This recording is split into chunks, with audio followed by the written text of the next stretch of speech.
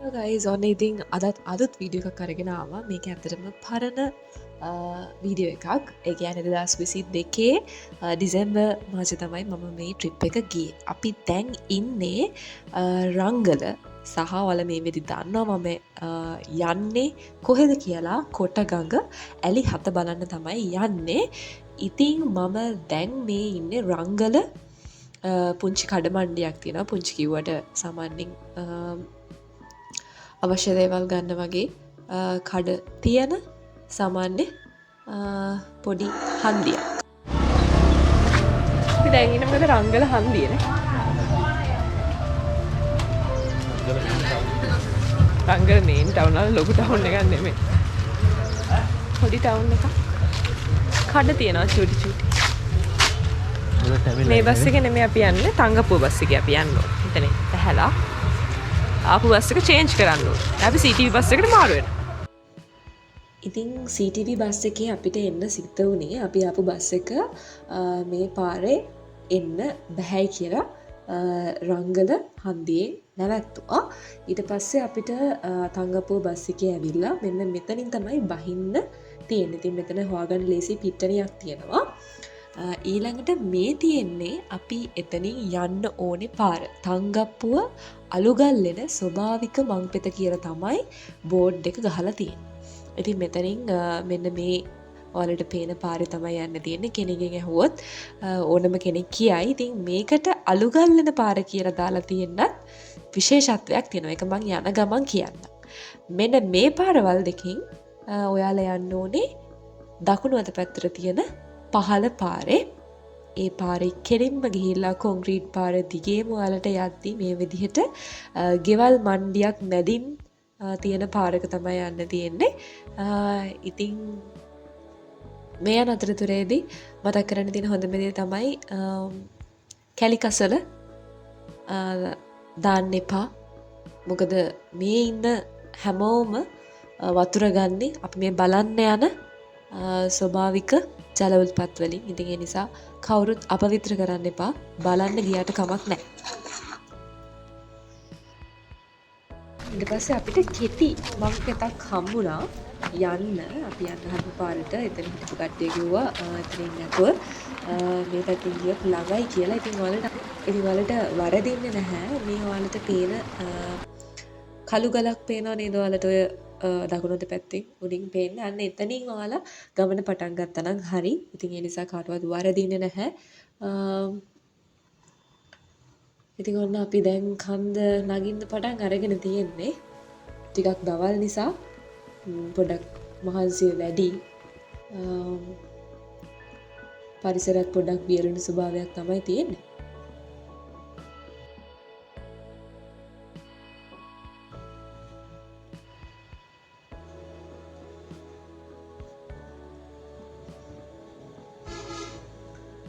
ඔන්න පේනවා අපි තරණය කරන්න ඕනේ කන්ද. අපි යන්න ඕනේ උනතනින් උඩට නැගලා මෙන්න මේ රිච් එක දිගේ තමයි යන්න ඕනේ. එතකොට තමයි අපිට පළවෙනි දියැල්ල. එහෙම නැත්නම් මේ කොටගඟ ඇලි හතේ තියෙන උසම දියැල්ල හම්බ වෙන්නේ.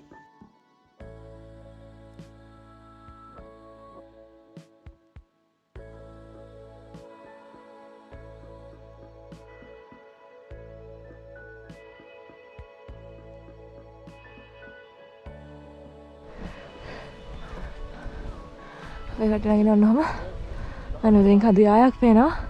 මෙන්න මෙතනින් අපේ උතුම් ශ්‍රී පාදස්ථානය පේනවා ඔයාලට. කැමරාවට නම් පේන්නේ නැහැ. හරිම ලස්සන කැලෑ රොදවල් ඔස්සේ තමයි යන්න තියෙන්නේ. ඉතින් ඇත්තටම මේක මේ නකල්ස් වලට අයිති ප්‍රදේශයක අපි මේ ගමන් ගන්නේ.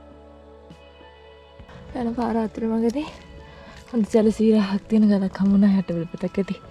හරිම ෂොක්. මාරම කූල් වතුර ටික. මගේ රටේ වතුර මදිනෝ කියන්න තියෙනවා ඉතින්. යා. Okay. ඔන්න ඉතින් කොහේ හරි කැලෑවක වතුර ටිකක් කරනවා දැක්කොත් එතනින් මම වතුර බොන්න අමතක කරන්නේ නැහැ ඇත්තටම. පුංචි කාලේ ඉඳන් ගෙනාවු පුරුද්දක්.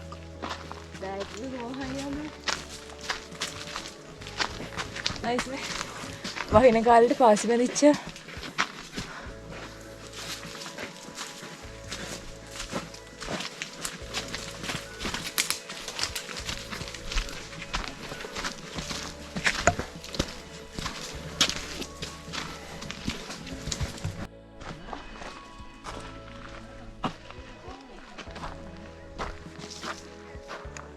වහින කාලේට වතුර පාර දිගටම හොදගෙන ඇවිල්ලා.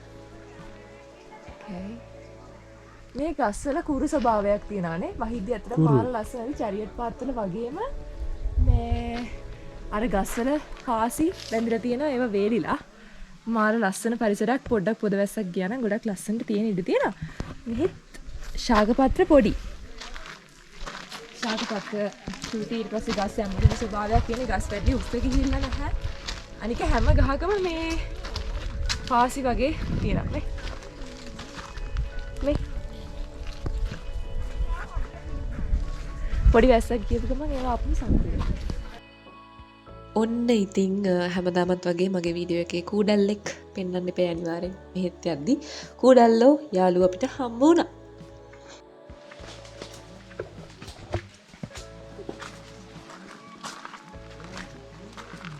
මේ වගේ දියසීරාවක් තියෙන තැනකින් තමයි යන්න තියෙන්නේ. වලට අර කලින් ආපු පාරේ ආවහම පාලමක් හම්බ වෙනවා. ඒ පාලම ගාවින් කෙලින් යන්න එපා. ඒ පාලම ගාවින් කෙලින් යනවායි කියලා කියන්නේ අලුගල්ලේ පැත්තට යන එක. ඒ පාලම ගාවින්ම වම් අත පැත්තට හැරිලා දියපාර ගලන පැත්තට ඔයාලට එන්න තියෙන. එතකොට තමයි අපිට ඕනේ. අපිට යන්න ඕනේ තැන. ඒ කියන්නේ කොටකඟ ඇලි 7 පළවෙනි ඇල්ලට යන්නේ. ඒ නිසා ඒ පාලමෙන් ඈතර වෙන්න එපා. ඈතර වුණොත් ඔයාලා යන්නේ අලුගල්ලෙන පැත්තට.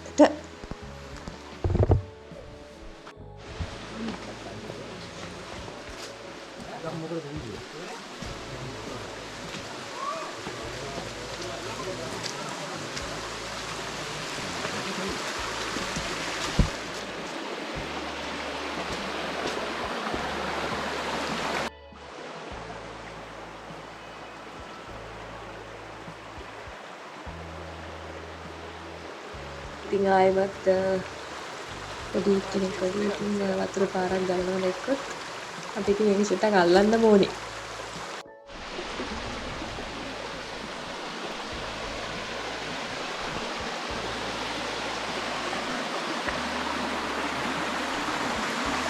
ඉතින් මේ ගලන වතුර පාර දිගේම යන්න තියෙන්නේ මම හිතනවා අපේ ගමනාන්තය හරිම ලස්සන සුන්දර එකක් වෙයි කියලා. අපිට මේ යන්න තියෙන පාර අනුව එහෙම වෙන්න ඕනේ.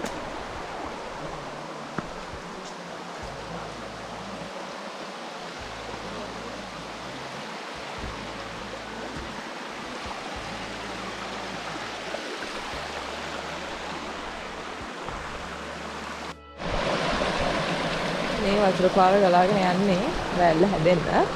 අර තියෙන ඇල්ල NV එක. ඒකෙන්ද ගිහින් බලමු. කට්ටියට ඉන්නවා.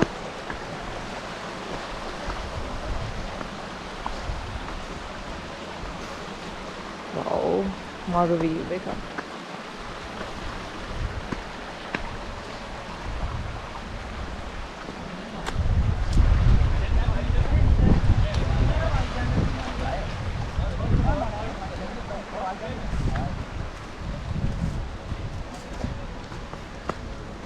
මේ පැත්තෙන් ගිහින් කරන view එක.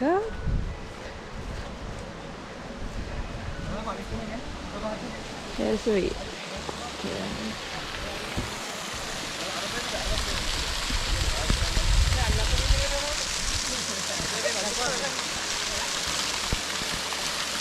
ini itu aja malah langsung aja aku පාරවල් ටික තමයි අර තියෙන්නේ මගදී අපිට හම්බ වෙන්නේ අපි ඔන්නම කන්දෙන් වටේ ගහලා ඔන්න ඔහොම ඇවිල්ලා මෙන්න මේ කන්දේ දිගටම ඇවිල්ලා තමයි අවසානයේ මෙන්න මේ හරහා මෙතෙන්ට ගාවුනේ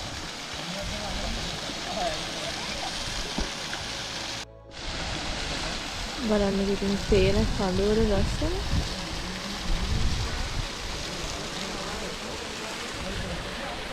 ini parah deh sekarang.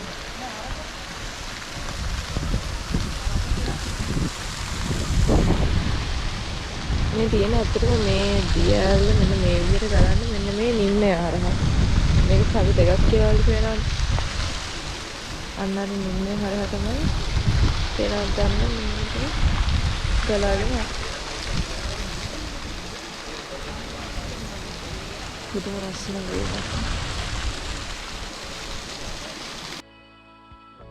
ඉතින් මේ තියෙන්නේ පළවෙනි ඇල්ලනේ. ඉතින් කොටගඟ ඇලි 7ක් තියෙනවා. මේ විදිහට ඇලි ටික පහළට වැටෙනවා. ඇත්තට මෙතන තියෙන්නේ දියඇලි 10ක්. ඉතින් මේ දියඇලි 10ේ ඇලි 7ක් තියෙනවා. මේකට තමයි කොටගඟ ඇලි 7 කියලා කියන්නේ. දැන් අපි මේ යන්නේ අනිත් ඇලි 6 හොයාගෙන. අනිත් දියඇලි 6 හොයාගෙන තමයි මේ යන්නේ.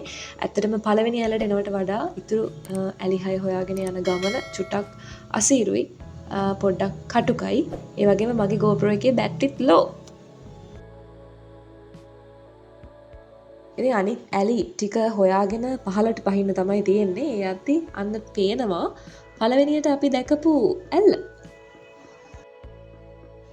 ඇත්තටම සමා වෙන්න ඕනේ මේ තියෙන්නේ නම් මං හිතන්නේ උඩ ඉඳන් ඇලි ටික ගණන් කරගෙන ආවට පස්සේ මට මතක විදිහට අනිවාර්යෙන් 6 වෙනි ඇල්ල වෙන්න ඕනේ මේක. 6 වෙනි ඇල්ල ළඟදී තමයි මට ආපහු වීඩියෝ ෂොට් එකක් ගන්න පුළුවන් වුණේ. මොකද මගේ GoPro එකේ බැටරි ලෝ වෙලා තිබුණේ. ඊට පස්සේ ආපහු වෙන කෙනෙක්ගෙන් බැටරි එකක් චේන්ජ් කරගෙන තමයි මම මේ වීඩියෝ එක හරි ගත්තේ. ඉතින් sorry වෙන්න ඕනේ. අනිත් ඇලි ටික වලට පෙන්වන්න බැරි වීම සම්බන්ධයෙන්. ඉතින් මේ පේන්නේ මේ 6 වෙනි ඇල්ලේ NV එක. ඉතින් මේ විදිහට සමහර ඇලි නම් ගොඩක් පොඩි. ඒ කියන්නේ ලොකු උස ප්‍රමාණයක් තිබුණ නැහැ. මට මේක වීඩියෝ එකට ගන්න ඕන වුණා. මොකද මේ ඇල්ල හරිම ලස්සනයි. 6 වෙනි ඇල්ල. ඉතින් දැන් හවස් වීගෙන එන්නේ. අර දවල් තිබුණු කටුක ස්වභාවයක් තිබිච්ච පරිසරය නෙමෙයි. දැන් හරිම කාම්, නිස්කලංක, හරි ගුප්ත වටපිටාවක් තියෙන පරිසරයක් තමයි දැන් තියෙන්නේ. ඉතින් හරිම ලස්සන සුන්දර ගමනාන්තයකට සමුදීලා මේ විදිහට අපි ආපහු යන්න පිටත් වුණා. ඉතින් ආයෙත් දවසක අලුත් ගමනක්, අලුත් එක්ස්පීරියන්ස් එකක් ඔයාලත් එක්ක ෂෙයා කරගන්න අලුත් වීඩියෝ එකකින් එන්න. එතකන් හැමෝම පරිස්සමින් ඉන්න.